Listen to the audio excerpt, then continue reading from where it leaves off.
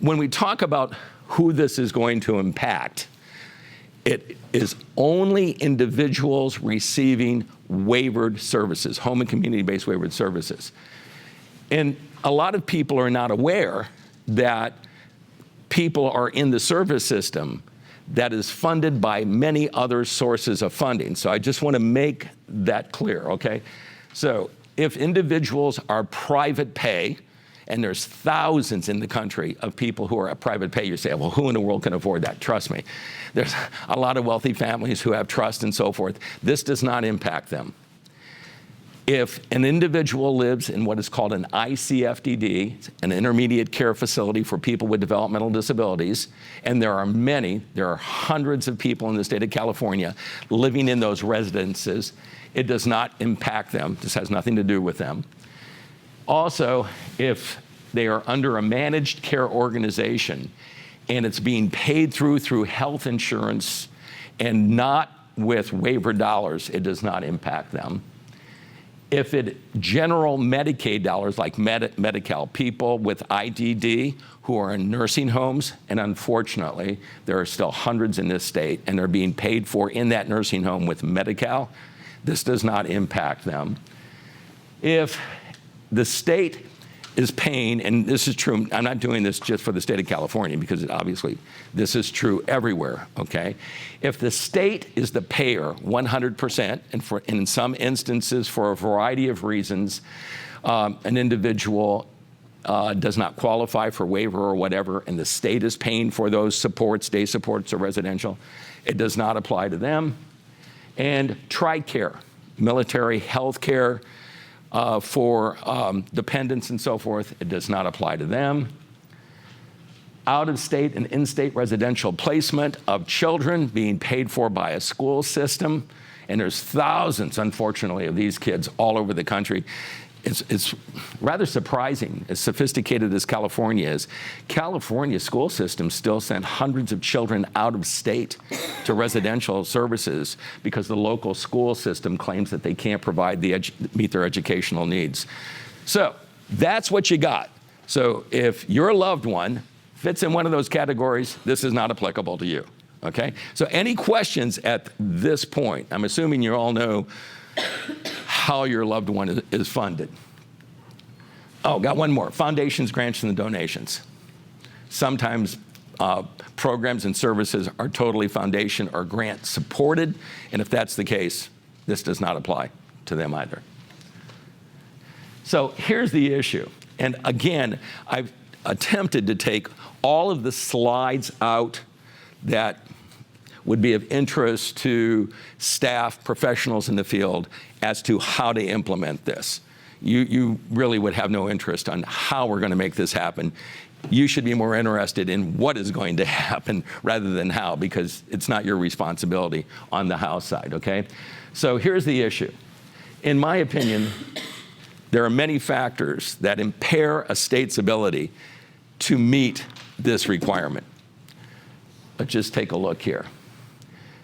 The vast majority of providers have decided not to, now this is really interesting, attend any of the mandated public hearings. So, and you're going to say, well, why is that?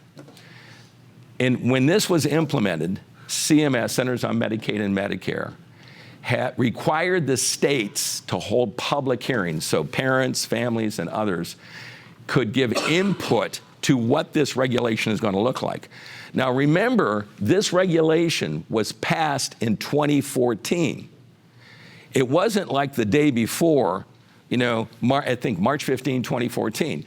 Somebody didn't decide on March 14th that this was just going to come about and happen on March 15. This was an evolutionary process. I mean, CMS had brought in people, families, advocates, all kinds of people for several years prior to 2015 to put this together.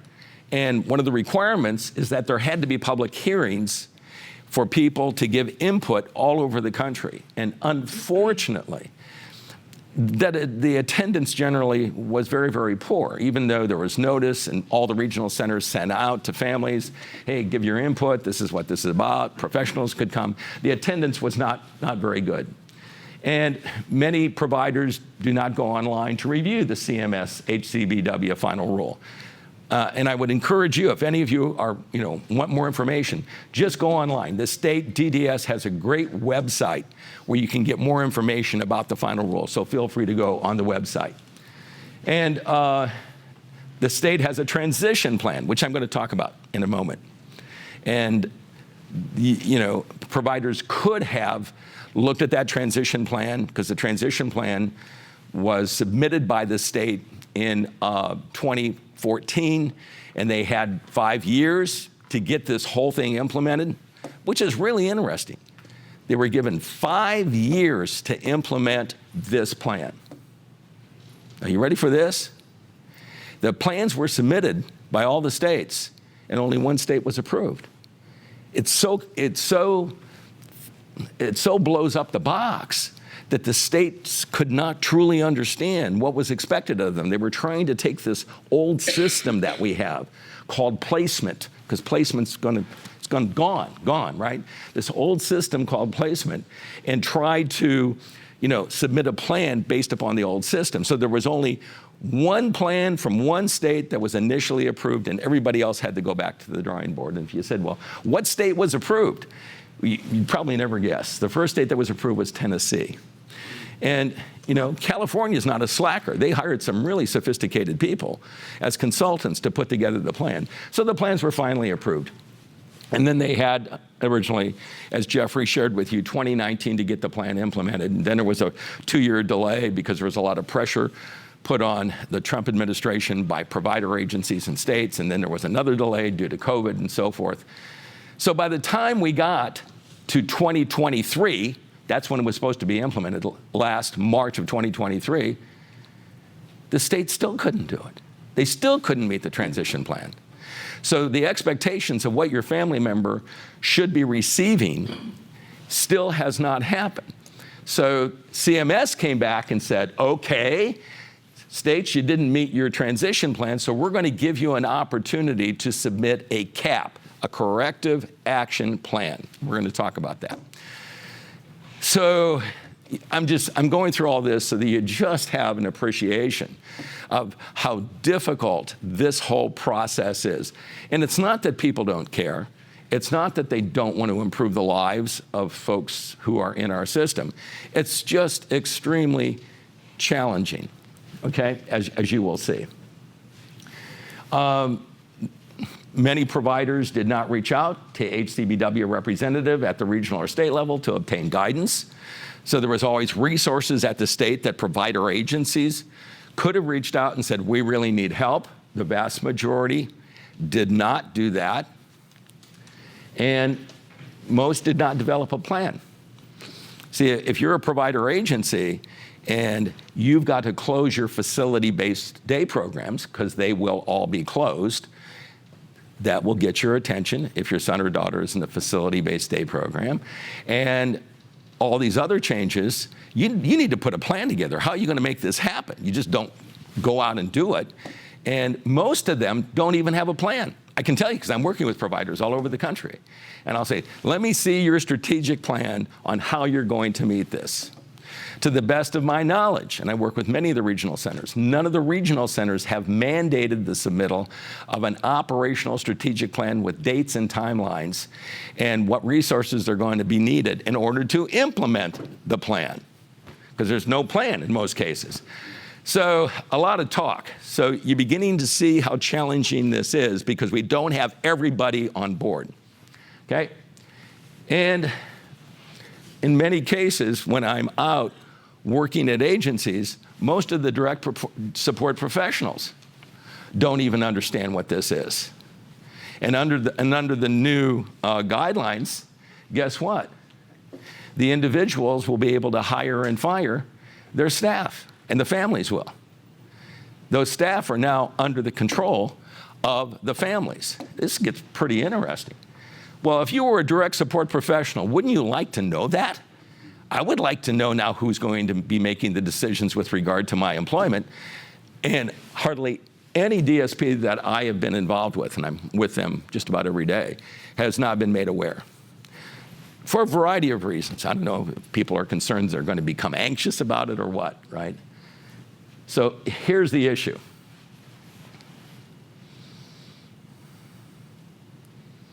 This is a slow one, right? How are you addressing these factors? And my guess is, not unlike the DSPs, not unlike the provider community, for some of you, this may be the first time you're going to truly be hearing about all this information, even though it has been around since 2014, okay? It just, slow going, isn't it, guys? Well, let's take a look at California's corrective action plan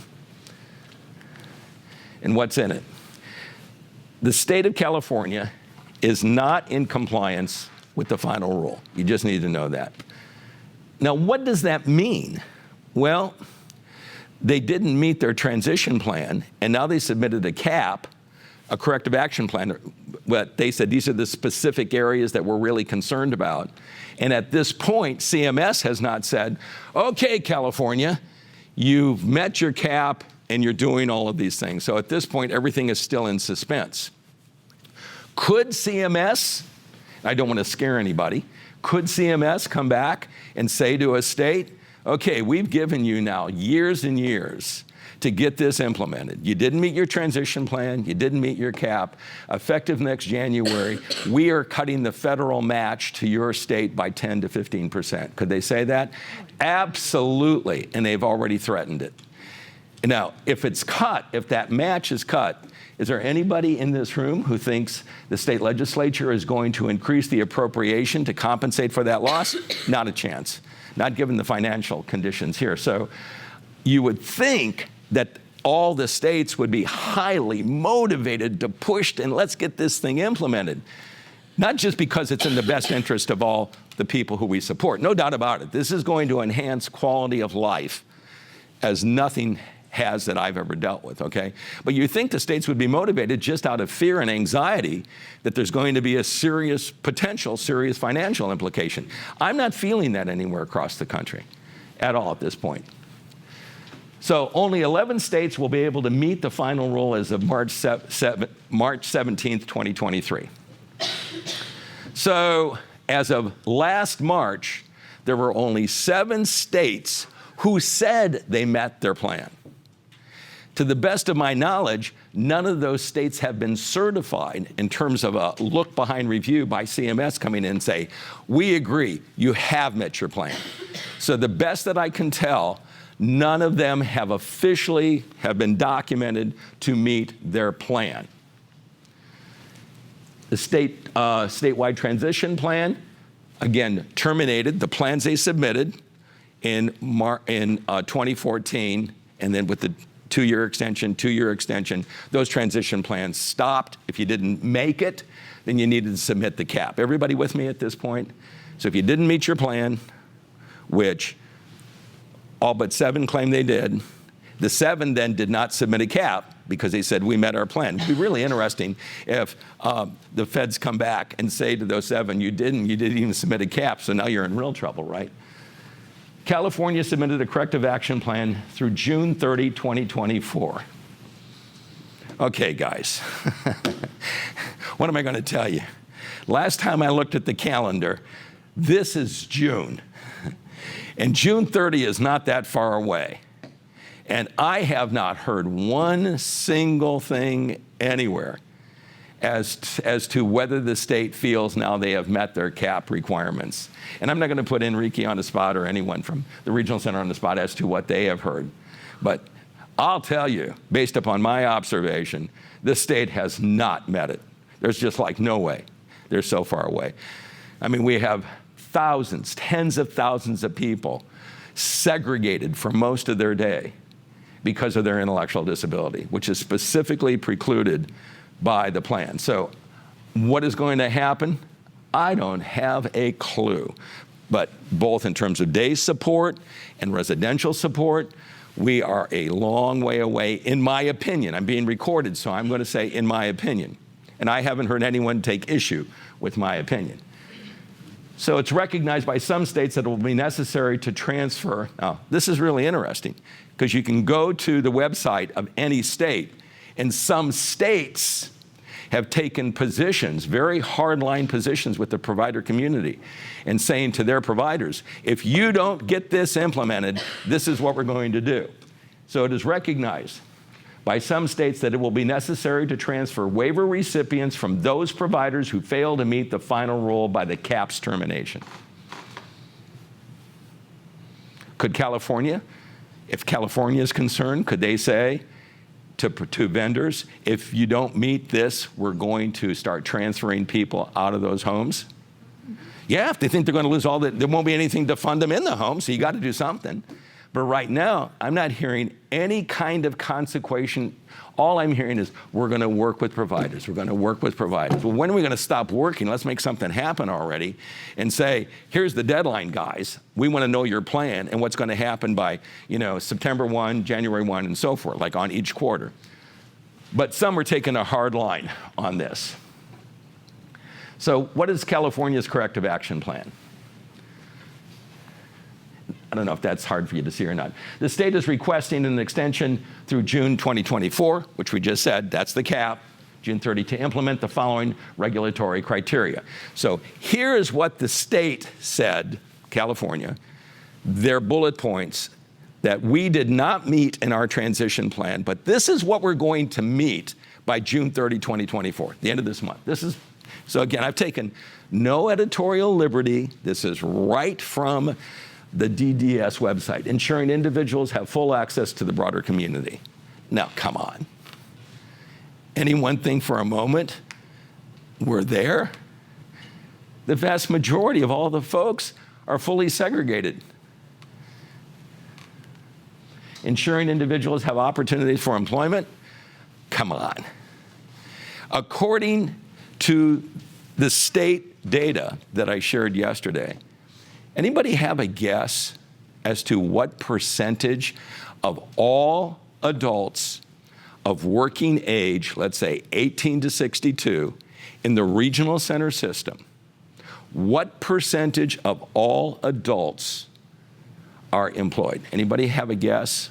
So yeah, there's a difference between employed and competitive employment. Absolutely. That's So right. Which percentage are you looking No, for? the state uses employed, whether it's sheltered or whether it's mobile work crews or whether it's enclaves. The state council on developmental disabilities is required under your state legislation to collect that data on an annual basis. And in the employment sessions that I've been doing, I actually share that data. I shared it yesterday. So anybody have a guess, according to your state, what percentage of people are employed? Which, by the way, the data they collect does not require that it's full-time employment, just employed. So just say there's some people who are going to be employed 5 hours a week, maybe 10 hours a week. So what do you think? 5% or less. I want to say 1.8, but I want to say.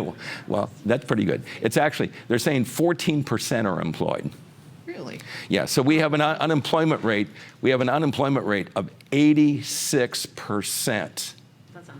Now, we are taking, just so that we are all on the same page, hundreds of millions of dollars is being appropriated to put people in situations to preclude an opportunity for any degree of financial independence.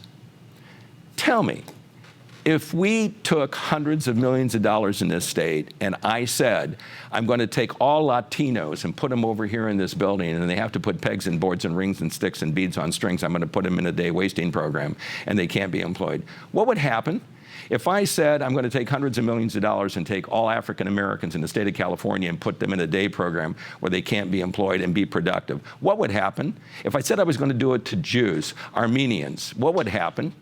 You'd be in jail by the end of the day. We do it to the people we support and everyone thinks it's fine. The vast majority of people think it's okay because we can't move it off the dime. So, and I know we're not here to talk about employment, but again, the waiver, as you will see, precludes people being segregated in these facility-based kind of environments and not being part of their overall community. And please feel free again to raise your hand at any time, because some of this is, I don't mean to be provocative, but some of this stuff really comes out to be provocative. I will also say, though I'm very disappointed in how quickly we're moving to make this a reality. I can say honestly, there has never been a time that the quality of life of the men and women in our service system is as good as it is today, in my opinion. So I can take great issue with the system, but the bottom line is that our overall quality of life has never been better than it is today. Point, it's not good enough. That's the point I want to make, okay? So there's the second bullet. Third, ensuring individuals have the option for a private room and/or choice of roommate. Well, that's how the bullet reads. I've taken no editorial liberty, but guess what? The actual waiver requirement is everybody has to have, if you got socks, you better bend down and grab them, choice of housemate. Roommate and housemate are two different things. Let's not get those two words confused. Now, we currently have thousands of people in the system in California who do not have their own bedroom. There are bedrooms I go into that are waivered where 3 people, that's not against licensing. Licensing just requires the amount of square footage that has to be in a bedroom, whether there's 1 person, 2 people, or 3 people. So I go into homes where you have to share a bedroom with 2 other people. And historically, the people who live in these homes and or their families had no say as to who was going to be in that bedroom. Can you imagine, just think about yourself waking up tomorrow morning and there's somebody in the bedroom sleeping in another bed and you don't even know who that person is. That's the system. With no exaggeration, that's it. And so CMS comes back and says, but folks, you can't do that. People have to have some kind of control over their lives. So now it is the people who live in the home, and if they are conserved, it would be their family. If they have difficulty making those decisions, they may have a circle of support to assist them about who is going to be moving in the house. How we're going to make that work, I don't have really any excellent answers for you. California has, because you now realize I now can decide who lives in the home. So if any of you have a son or daughter who's receiving residential support and somebody moves out of the home in which they live, if they want you to move into the home, under the new rules, could you move in? Yeah, because the new rules say you don't have to live with your own kind. It's not a basis of diagnosis. Who can I live with? Who do I want to live with? And what's really interesting, everything that's in the final rule, all the regional centers are currently doing in supported living arrangements. You understand the difference? Because we have group homes that are licensed, and then we have people who, 2 people may live in an apartment, as an example, and somebody moves out. They both receive support from a regional center, and one of them moves out, and the person who lives in that apartment can then decide, I don't want somebody who receives support. I want my brother to move in the apartment with me. Can that person do it under the current system? Absolutely. I mean, I see that all the time, or I want my mother to move into the apartment with me, whatever. So we're basically taking all the things that we have been doing in these supported living arrangements and saying, well, why can't we do the same thing in congregate or group living arrangements? That's where the rub is. That's where it becomes really, really difficult to figure out how we're going to make this happen. But everybody has a right to their own bedroom. So I got a question for you. If you want to, I can treat it, rhetorically, or you can answer it. I'm a provider of services. I have 6 people living in a home. I operate that home. They all pay room and board. I have a staff ratio of 2 to 6. 2 to 6 people, 1 to 3. The regional center pays me enough money to do that. There are 3 bedrooms in the home, 6 people living there. 2 people share a bed, each of those bedrooms. Everybody now wants their own bedroom, which they have a right to. 3 people have to move out. First of all, what 3 people are going to move out? Next, what is going to happen to the rate of reimbursement to the provider? The amount of money they get has now just been cut in half, which, by the way, they only have 1 staff on duty on third shift. And all the money that they have come in is really needed to provide the support for that staff. Can you see how difficult some of these decisions are from the provider standpoint? Ensuring individuals have a choice of non-disability specific settings. That is huge. So, under the final rule, are you ready? Where can people live? Anywhere they want. A cottage on the lake, a cabin in the woods, a mobile home park, an apartment, a condominium, an underground dwelling cave. Where do you want to live? So now that we recognize that people can live anywhere they want to live, there will be no more placement. Why will there be no more placement? Because there will be no place. Does that make sense to everybody? You live wherever you want to live, and basically you're taking those dollars, those waivered dollars with you and utilizing them with your, and as well as your SSI and whatever you need in order to live wherever you want. Now, what does this look like, if you're curious? It sounds like self-determination, doesn't it? Yeah. Because that's exactly what the states have been running for. DDS started self-determination programs about 10 years ago. And basically how that works is an individual is assessed, evaluated, determined to be eligible for regional center services. They determine, well, what is the acuity, or how much support do they need? And what is the nature of that support? And then they put dollars with that. The individual's, in essence, given the money. I mean, there's controls over that and so forth. And now they can decide, who am I going to hire to support me? Where do I want to live? And in essence, that's sort of what we're talking about, but the system has not been restructured to do that. But that's really what we're talking about. So the state of California, all the states to my knowledge, have been running these self-determination programs because there's been grants from the federal government to encourage that in anticipation of this final rule. Here we go, guys. Y'all know what that's going to say, right? Y'all know what that's going to say? Who wants to tell me what that's going to say? You don't know? The dog has finally caught up with the car. No. Because the things in the final rule is what we've wanted forever. I mean, of course we want people to decide who they want to live with. We want people to decide where they're going to live. We want people to decide who's going to support me. We want people to have their own bedroom. Okay, now it's mandated. Woo! How are we going to make this happen? There's the scary, scary part. It's not scary from a family standpoint. It's anxiety-provoking from a provider standpoint, from a regional center standpoint. If I was a family member and saying, yeah, man, let's go for this. So what is right is not always popular. And what is popular is not always right. Now, why am I putting up that there? Because we have tens of thousands of people, for an example, in traditional facility-based day programs. And if you ask their family, what do you think about that day program your son has been going to, or your daughter? Oh, I love it. It is great. He just has a good time. He just loves being there. He's been going there for 15 years.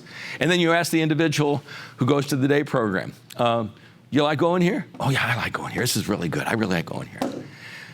Well, it's not broken. Why fix it? Why are you going to take all the people out of that building where they say they're so happy and the families love it, and now they're going to spend their day in a fully integrated setting? So you see the little bit of a challenge there, right?